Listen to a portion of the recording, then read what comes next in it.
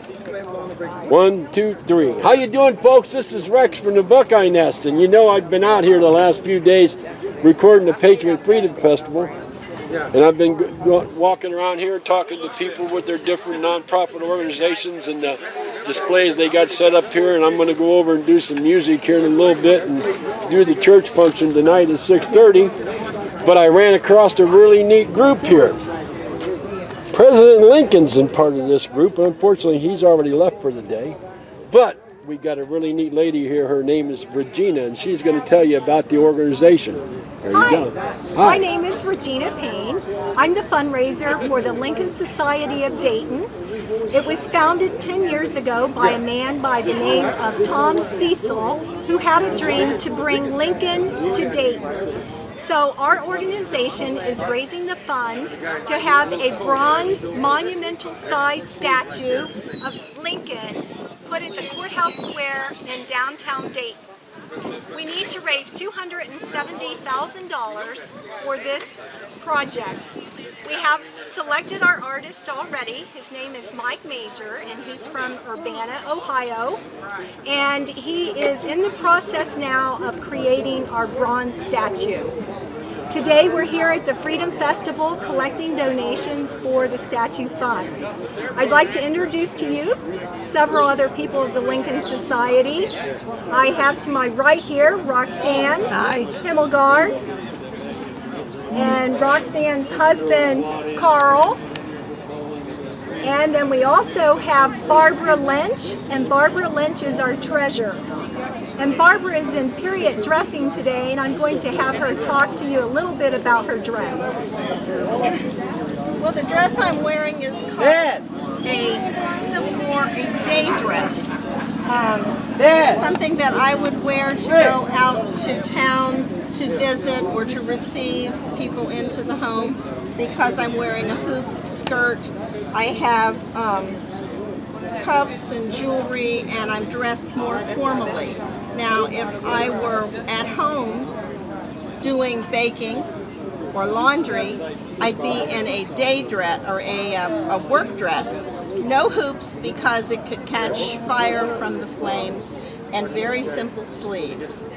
This fabric is a reproduction of period fabric and was made for me for this, to wear for a period day dress. Okay. Like Regina said, I've been talking all day. I'm sorry, I'm getting a little tongue-tied. I'm treasurer for the Lincoln Society of Dayton, and we're really excited about Regina's efforts as fundraiser and getting our statue of Abraham Lincoln on the plaza area adjacent to the courthouse. I'm also president of the auxiliary to the Sons of Union Veterans of the Civil War, and I believe you spoke with them earlier. I did. And we support them and their activities, plus we do have a number of our own activities in visiting lady veterans in the hospitals, taking personal items to them because sometimes they're forgotten. I agree. We also raise funds to decorate monuments, to memorialize our members, and support all of the efforts of the Sons of Union Veterans. And you've heard my husband's spiel about that, so you have a good background on that. Very good. So that's what I'm doing here today in support of both of these organizations. Very good. Now, do you guys have a website? We do, and I'd like to talk first of all about a couple of things. Okay. One is we have a young man by the name of Samuel Black. He is a student at Oakwood High School, and most recently he spearheaded our project to raise funds from students in the local areas. And Samuel Black took this project to Oakwood High School, and they raised $1,125. Very good. Which DP&L is going to be matching 50 cents on the dollar, and then we have a board member that's going to be matching that, and that will be matched at 100%. We also have a project online called Power to Give, and it's through CultureWorks. And DP&L will be matching 50 cents on the dollar on that website as well. And then a board member will be matching that amount at 100%, up to $25,000. Now, I'll give you a little insight. You may be aware of it, you may not be.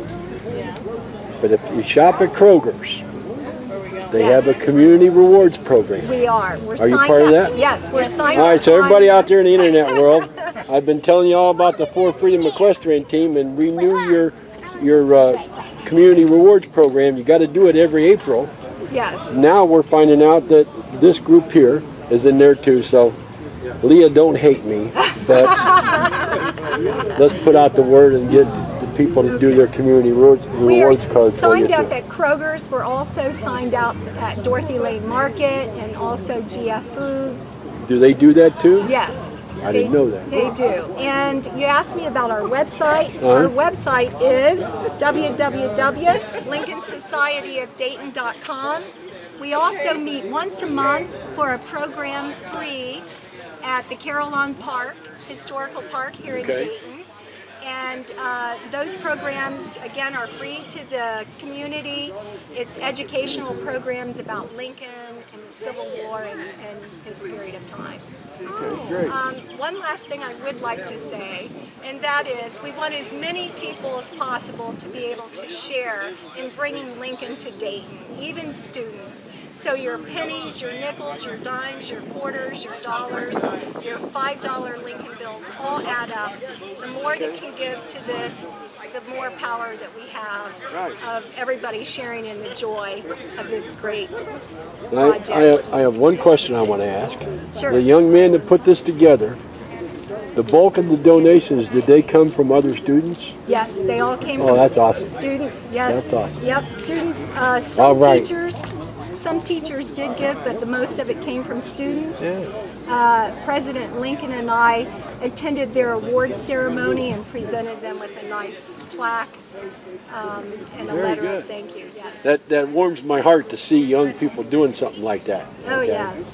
It Yes. does. It just sends goosebumps and tingles. to Right. me. The students were very excited about being a part of this project and sharing in it. If you raise up to $1,000, your name will go on the plaque somewhere near the monument. So it'll be either on the base of it or somewhere near it. So Oakwood High School now has their name Very on good. that plaque. Have you picked a location? You said you have. We have, yes. Okay.